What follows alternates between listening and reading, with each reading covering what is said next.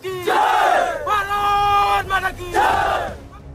नमस्कार दोस्तों, बहुत बहुत स्वागत है आपका एक बार फिर से टेक्निकल अस में। दिन भर क्या रहा स्पेस, डिफेंस और इंटरनेशनल गलियारे से इस वीडियो में एक एक करके जान लेते हैं। सबसे पहले डिफेंस अपडेट की बात करते हैं तो भारतीय नेवी को लेकर आ रही है। भारतीय नौसेना के एडमिरल आर हरिकुमार जी ने मुंबई के मुख्यालय के कमांड पोस्ट के एक समारोह में पश्चिमी नौसेना कमान यानी कि WNC के flag officer commanding in chief के रूप में पदभार संभाल लिया है। आपको बता दें कि इससे पहले 4 दशकों तक भारतीय नौसेना में अपनी सेवा देने के बाद एडमिरल अजीत कुमार जी ने सर्विस से रिटायरमेंट ले ली है। एडमिरल अजीत कुमार जी को गार्ड ऑफ ऑनर से सम्मानित किया गया, जिसके बाद उन्हें नए कमांड इन चीफ को अपनी जिम्मेदारी सौंप दी। आपको बता दें कि नेशनल डिफेंस एकेडमी के पूर्व छात्र वाइस एडमिरल हरिकुमार 1 जनवरी 1983 को भारतीय नौसेना में शामिल हुए थे और वे गन चलाने में एक्सपर्ट माने जाते हैं। इसके अलावा 5 जहाजों पर काम कर चुके हैं एडमिरल हरिकुमार, जिसमें कि INS विराट भी शामिल है। यही नहीं, इसके अलावा विशेष सरकार के नौसेना सलाहकार यानी कि नेवल एडवाइजर भी रह चुके हैं।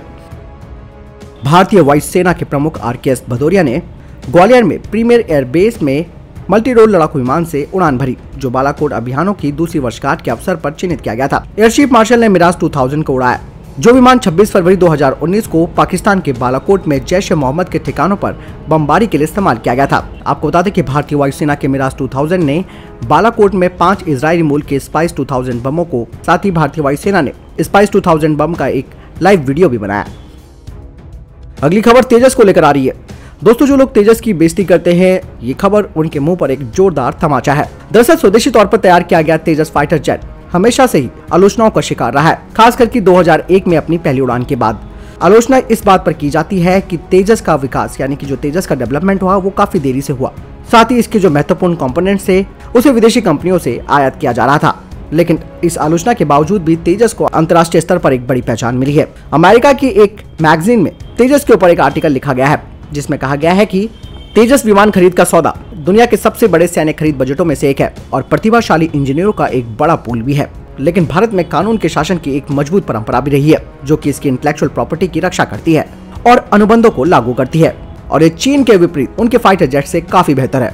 उन्होंने आगे लिखा कि भारत की विदेश नीति में तेजस को आत्मनिर्भर भारत प्रोग्राम की एक प्रमुख परियोजना के रूप में भी वर्णित किया गया है। इस विदेश नीति में F404 इंजन का उल्लेख किया गया है, जिसे अमेरिकी GE के द्वारा आपूर्ति की गई थी, और इस फाइटर के रडार और इलेक्ट्रॉनिक्स युद्धक उपकरण इजरायली एरोस्पेस इंडस्ट्री यानी कि IAI से आए थे। साथ ही उन्होंने आगे लिखा है कि भारत अपने क्षेत्रीय प्रतिद्वंदियों, जिसमें कि चीन और पाकिस्तान है, उस पर तेजस विमान उन्हें एक बड़ा लाभ देता है। साथ ही उन्होंने चीन पर भी तंज कसा। उन्होंने कहा कि चीन की रिवर्स इंजीनियरिंग पर भरोसा नहीं किया जा सकता। साथ ही उन्होंने बताया कि विदेश नीति में तेजस MK-1A संस्करण अमेरिकी F-16 की तुलना में अधिक सस्ता भी है, लेकिन चीनी लड़ाकू विमानों की तुलना में अधिक महंगा था। लेकिन बीजिंग के द्वारा दी गई किसी भी चीज की तुलना में तेजस अधिक विश्वसनीय है और ये अपनी उच्च प्रदर्शन वाला विमान माना जाता है। साथ ही भारत का तेजस कई कंपोनेंट्स जिसे कि स्वदेशी रूप से बनाया गया है, वो अंतर्राष्ट्रीय मानकों को भी पूरा करते हैं। साथ ही उन्होंने भारत के तेजस को रक्षा स्वदेशीकरण और निर्यात कार्यक्रमों के पोस्टर चाइल्ड के रूप में भी वर्णित किया है। इस लेख में आगे बताया गया है कि भारत के पास बड़े पैमाने पर रक्षा निर्यात का केंद्र होना चाहिए।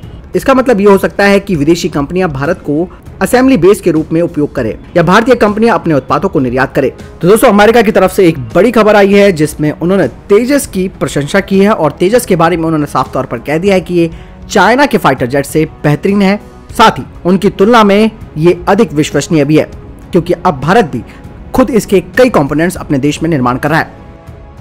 अगली खबर DRDO को लेकर आ रही है। हिंद महासागर क्षेत्र में सैन्य युद्धपोत और मर्चेंट शिप दोनों की गतिविधियों पर नजर रखने के लिए देश की निगरानी क्षमताओं को बढ़ावा देने के लिए DRDO के युवा वैज्ञानिकों के द्वारा विकसित किया गया सिंधु नेत्रा उपग्रह सफलतापूर्वक बना लिया गया है। इस सैटेलाइट को इसरो के द्वारा PSLV C-51 का इस्तेमाल करके लॉन्च किया गया था, जो आज सुबह 10:30 बजे आंध्र प्रदेश के श्रीहरिकोटा के सतीश धवन अंतरिक्ष केंद्र से जिसने उड़ान भरी।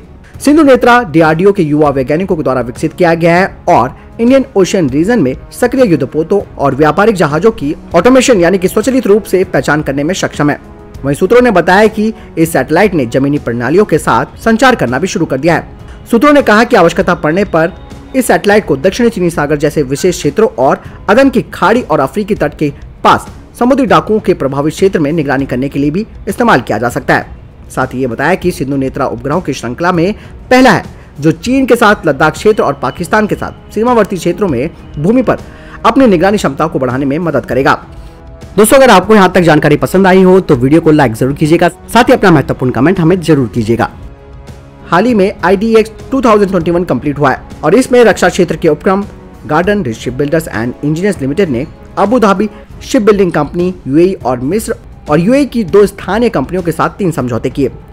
IDX 2021 इस साल फरवरी में संयुक्त अरब अमीरात के अबू धाबी में आयोजित किया गया था। ये भागीदारी केंद्र सरकार के सभी क्षेत्र यानी कि सागर योजना में सुरक्षा और विकास के तहत समुद्री सुरक्षा और सहयोग की प्राप्ति की दिशा में एक बड़ा कदम था। GRSC ने कहा कि उसने एंटी सबमरीन कॉर्वेट और लैंडिंग शिप की अपनी हालिया परियोजना पर 90% से अधिक स्वदेशीकरण हासिल कर लिया है।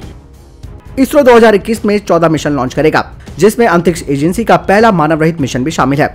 इसरो के प्रमुख के सिवन ने बताया कि निश्चित रूप से हमारे हाथ भरे हुए हैं और हम इस साल 14 मिशनों को अंजाम देने वाले हैं। 7 लॉन्च वाहन मिशन और 6 उपग्रह मिशन। साथ ही वर्ष के अंत तक हमारा पहला मानव रहित मिशन भी हमारा लक्ष्य है और वैज्ञानिक उस पर काम कर रहे हैं। इसरो ने गगनयान मानव अंतरिक्ष मिशन से पहले 2 मानव रहित अंतरिक्ष मिशनों की योजना बनाई है। गगनयान मिशन 2022 तक 3 भारतीयों को अंतरिक्ष में भेजने की एक परिकल्पना है। मिशन के लिए चुने गए 4 पायलट वर्तमान में रूस में प्रशिक्षण ले रहे हैं। सिवन ने उम्मीद जताई है कि उनकी टीम हमेशा की तरह इस अवसर पर उठेगी और इसरो के द्वारा निर्धारित सभी लक्ष्यों को पूरा करेगी। भारतीय वायुसेना की रीढ़ की हड्डी बनने जा रहा स्वदेशी फाइटर जेट LCA तेजस अब देश के बाहर भी अपनी ताकत का डंका बजाने वाला है। अगले हफ्ते से श्रीलंका में होने वाले एयर शो में वो हिस्सा ले रहा है। ये एयर शो श्रीलंकाई वायुसेना के द्वारा अपने 70वें स्थापना दिवस के मौके पर कोलंबो के करीब आयोजित की जा रही है। भारतीय वायुसेना के मुताबिक लाइट कॉम्बैट एयरक्राफ्ट तेजस एयर शो में हिस्सा लेने के लिए कोलंबो पहुंच चुका है। भारतीय वायुसेना की सारंग और सूर्यकिरण एरोबेटिक्स टीम भी इस एयर शो में हिस्सा लेने के लिए कोलंबो पहुंच गई है। रक्षा मंत्रालय के मुताबिक भारत और श्रीलंका की वायुसेनाओं के बीच एक्सरसाइज, ऑपरेशनल एक्सचेंज और मिलिट्री एजुकेशन कोर्सेज का आदान प्रदान भी चलता रहता है। अगली अपडेट भी इसरो को लेकर आ रही है। इसरो ने श्रीहरिकोटा के सतीश धवन स्पेस सेंटर से PSLV-C51 को लॉन्च कर दिया है। ये देश में अपनी तरह का पहला स्पेस मिशन है। PSLV-C51 के साथ ब्राजील के सैटेलाइट एमेजोनिया 1 समेत 18 अन्य उपग्रहों को ये साथ लेकर गया है। इनमें 13 अमेरिका के सैटेलाइट्स हैं। ये इसरो का 2021 का पहला लॉन्च है। इस लॉन्च की खास बात यह है कि इसमें अंतरिक्ष में भगवत गीता भी भेजी गई है। इसरो के इस सफल प्रक्षेपण के साथ ही भारत की तरफ से लॉन्च किए जाने वाले विदेशी सैटेलाइटों की संख्या बढ़कर 342 हो गई है। लॉन्चिंग पूरा होने के बाद इसरो के प्रमुख के सिवन ने कहा कि PSLV-C51 हमारे लिए विशेष है, ये पूरे देश के लिए खास है। उन्होंने कहा कि इसके साथ ही भारत में अंतरिक्ष सुधारों का एक नए युग की शुरुआत होने वाली है। सिवन ने कहा कि मुझे यकीन है कि निजी लोग इस कवायद को और आगे ले जाएंगे और पूरे देश को सेवाएं देंगे। तो दोस्तों ये थे अभी तक के टॉप डिफेंस और स्पेस अपडेट्स। वीडियो के संबंध में कोई प्रश्न, जवाब या आपका कोई सवाल है, आप कमेंट सेक्शन में लिखकर जरूर पूछ सकते हैं। इस वीडियो के लिए इतना ही, मिलता हूं नए वीडियो के साथ, तब तक अपना ख्याल रखिएगा। जय हिंद, जय भारत।